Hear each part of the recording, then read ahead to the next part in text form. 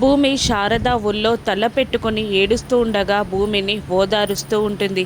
వాడు మంచివాడమ్మా, చెల్లి పెళ్ళి కోసం నిన్ను దూరంగా పెట్టాడే తప్ప వాడు నిన్ను మళ్ళీ దగ్గరగా తీసుకుంటాడు అని శారద ధైర్యం చెప్తూ ఉండగా, నాకు శిక్ష వేశాడత్తయ్య మీ అబ్బాయి. ఆయన్ని చూడకుండా ఉండడం, ఆయనతో మాట్లాడకుండా ఉండడం ఎంత నరకమో తెలుసా? ప్రతి క్షణం గుర్తొచ్చి చాలా ఏడుపు వస్తుంది అని చెప్పి వెక్కి వెక్కి ఏడుస్తూ ఉంటుంది భూమి.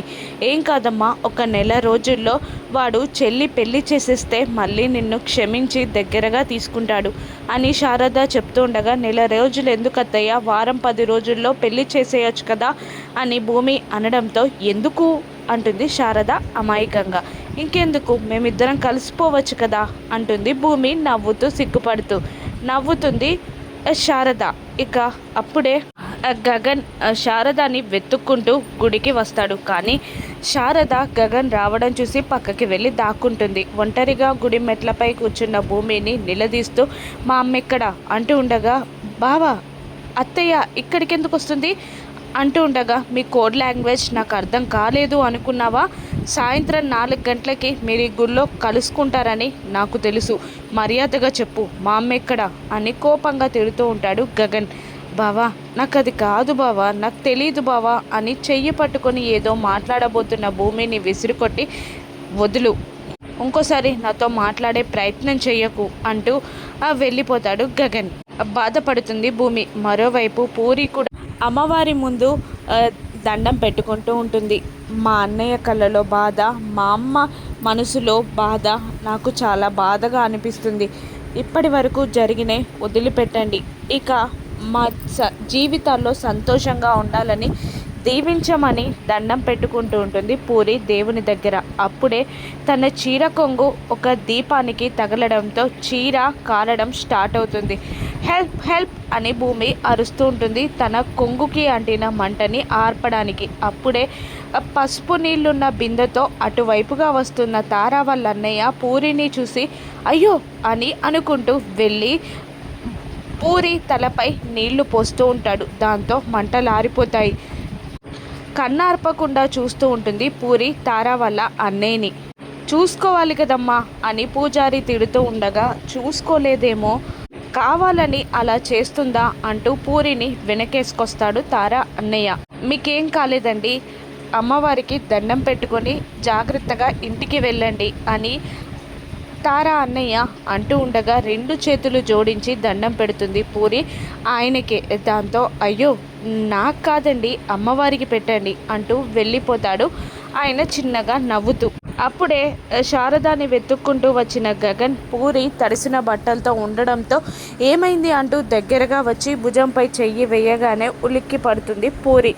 పూజారి జరిగిందంతా చెప్పడంతో ఊపిరి పీల్చుకొని పూరిని అక్కడి నుండి తీసుకెళ్తాడు గగన్.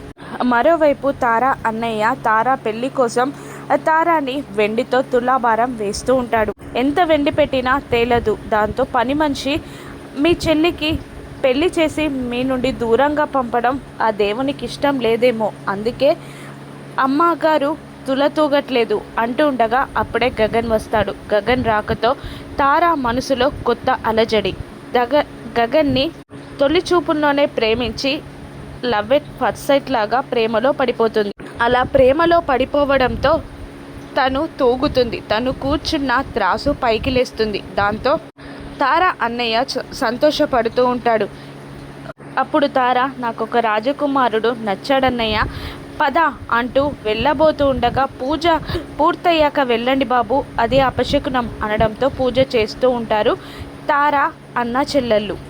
అటువైపుగా వచ్చిన గగన్ అక్కడున్న వ్యక్తుల మాటలని వింటూ ఉంటాడు. చెల్లిపై అతనికున్న ప్రేమని అక్కడున్న వాళ్ళు మాట్లాడుకుంటూ ఉండగా గగన్ శ్రద్ధగా వింటూ ఉంటాడు. ఆ అబ్బాయికి పెళ్ళయిందా అని గగన్ అడగగానే, లేదు, చెల్లి పెళ్లి చేశాకే పెళ్లి చేసుకుంటాడంట అని అంటూ ఉంటారు అక్కడున్న వాళ్ళు. దాంతో ఒక పెళ్ళి సంబంధం చూడాలి అంటే ఇటువంటి అబ్బాయినే చూడాలి అని తారా అన్నయ్యని ఫోటో తీసుకుంటాడు గగన్.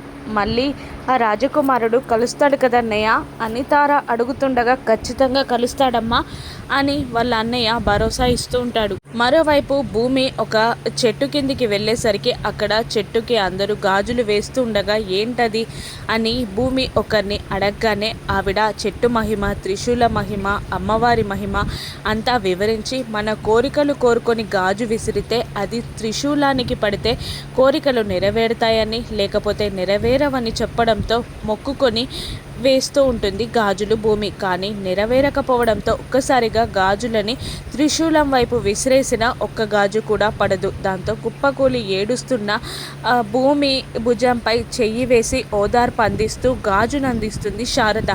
ఆ గాజు అమ్మవారికి దండం పెట్టుకొని వేయగానే ఆ గాజు పడుతుంది త్రిశూలానికి. దాంతో భూమి సంతోషపడుతుంది.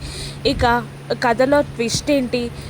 తారా అన్నయ్య పూరితో పెళ్ళి ఒప్పుకుంటాడా?